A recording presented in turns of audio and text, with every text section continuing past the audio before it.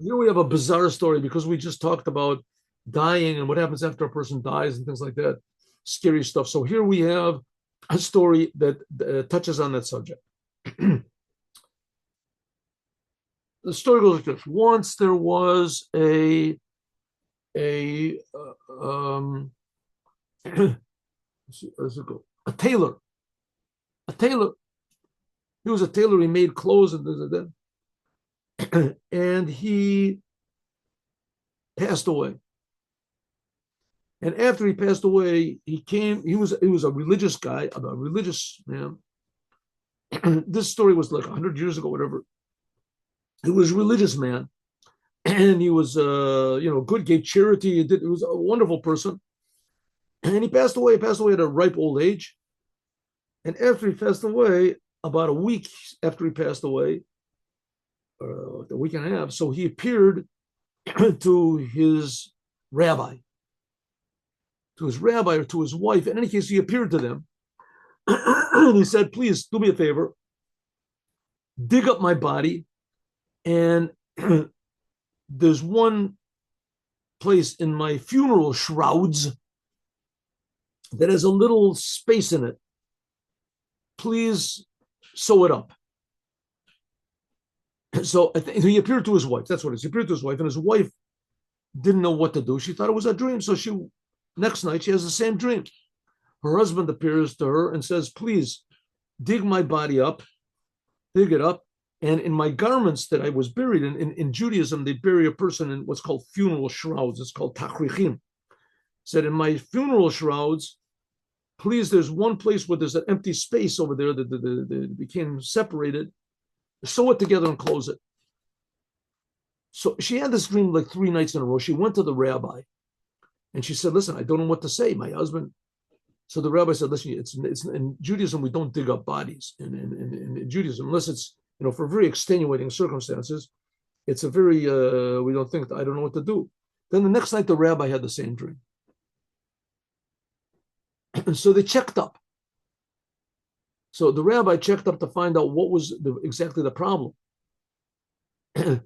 So he checked up a little bit and he found a little bit. Meanwhile, they was having this dream. So they did it. They exhumed the body.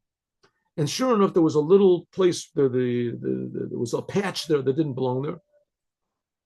So they took out that patch from the funeral shrouds, and they sewed it together. They sewed one part to the other. They just closed it up where the patch was. They closed it up, put them there, and then everything was. And then they came back and they said, "Thank you very much." They came back in the dream and said, "Thank you very much." So we checked up to find out what was going on. What was going on? What happened? His wife said that these funeral garments that he put on, this came from, they were made from silk. And he bought this silk, he bought it from a rich man in the town. And the rich man in the town. And that he bought this, like 10, 15 years earlier. He bought it. And he said, his wife said, my husband brought these, it was a garment. And he brought this, then he brought, and the man said, what type of a garment was it? He said, I don't know. The rich man of the town sold it to him. And it seemed to me that it was the garment of a priest. I said, garment of a priest? That's very weird. I said, okay. So he goes to the rich man, the rabbi goes to the rich man, and he said, tell me, did you sell a garment, a silk garment, to the tailor? And he said, yeah, I did, 10 years ago. I said, well, tell me, what's the story? He said, well, how did you know about it? So he tells him the whole story about he says, okay, I'll tell you the story. So the story is like this. Some people start the story from how I'm starting it now. But here we go. It's like this. Said, me and another person in the town, we had daughters. I had a daughter. This other person in town, Mr. Groyce, he had a daughter. And our daughters got married. They got married to two Talmidei Chachamim, Torah scholars. But the one that my daughter got married to was a very egotistical person. He was a genius, but he was an egotistical person, and he lorded it over everybody, and he wasn't a nice person. It was very difficult to get along with. And he became a big, Rosh Hashiva, a rabbi, and everything like that. And he really was a genius, but he was just a terrible egotist and just terrible, he put people down and he yelled at people and got angry all the time. The woman, the fellow that the other Mr. Groyce got married to, the fellow, he was a nice guy. He was also a Talmud scholar, but he was very nice and everybody liked him. And I became terribly jealous. I became terribly jealous of Mr. Groyce's son-in-law. And anytime he would speak, I would just be blazing with jealousy and anger and this, and just waiting for him to make a mistake, to say something foolish, because I realized that, even though my son-in-law was a big genius and everything, but he was just despised by everybody. And he really was not a nice person. He still isn't. And this fellow was nice. Everybody liked him. The little kids liked him. Everybody liked him. He was friendly and everything. One day it ended up that somebody needed some money. He needed money desperately. And so he went to my son-in-law, the not nice one, asked him for a loan. He refused to give it to him. He went to the other one. The person who needed the money, what did he need the money for? He was the sexton in the shul, and he loaned a lot of money to a person who was very trustworthy, or so he thought. He took money from the synagogue, and the person promised he would give it back in just 2 days. He desperately needed it, and the person ran away with all the money from the synagogue. So the sexton of the synagogue was sitting and crying. He didn't know what to do. And he told my other son-in-law, the not nice one, and he said, drop that, it's your problem. Don't give money. And he told my son-in-law, the nice one, and he said, I'll give you money. Don't worry about it. What did he do?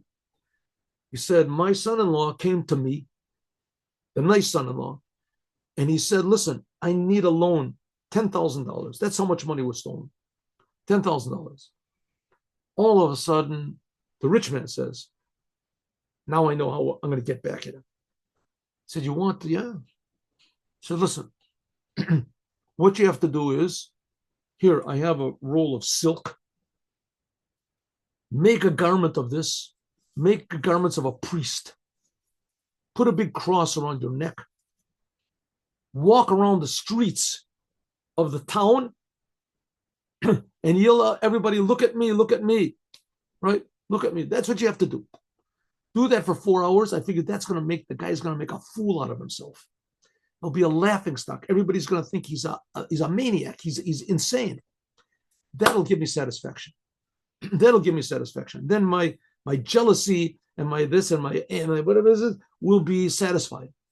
So he said, okay, he'll do it. I gave him the money, the $10,000. He gave it to the sexton. He paid off his thing. And he took the garment and he made a priest's garment out of it. And he walked around the town yelling, I am, look at me, everyone look at me, everyone look at me. Everybody looked at him and they looked to the window with his nuts. Hey, who is this? This is the one that everybody likes. Look at him, he went crazy. Keep your kids away from him. Don't talk to him. That's what he did. No, everybody thought he was crazy, he was a nut. And that's it. After a month or so, it died down. It died down. He gave me the garment back. I figured, what am I going to do with this garment in my house? So I took it to the tailor. I figured maybe the tailor could use the material. So I sold it to him for nothing. It was very expensive material. I sold it to him for nothing. And so his wife says, oh, now I know what happened. He used that garment for funeral shrouds. And he said that the garment protected him from all that we just finished learning in the Yom Yom, all the bad things that happened, all the things that after a person dies, the garment protected him from any bad. But there was one little hole in the garment that he had, instead of putting two of them together, so it wouldn't be sewing them together, it would be tight or whatever. So he sewed another part from another garment there. He said, therefore, this garment, which was used to shame this person, but he did it in order to have the money to pay off somebody else's debts, to save another person from shame and degradation. Because of that, the garment became a holy garment. And the garment, because he used it for funeral shrouds, it protected him from all of the negative forces which incur after a person dies, which shows what? That if you do something good, that every detail that you use to do that good deed with becomes imbued with holiness.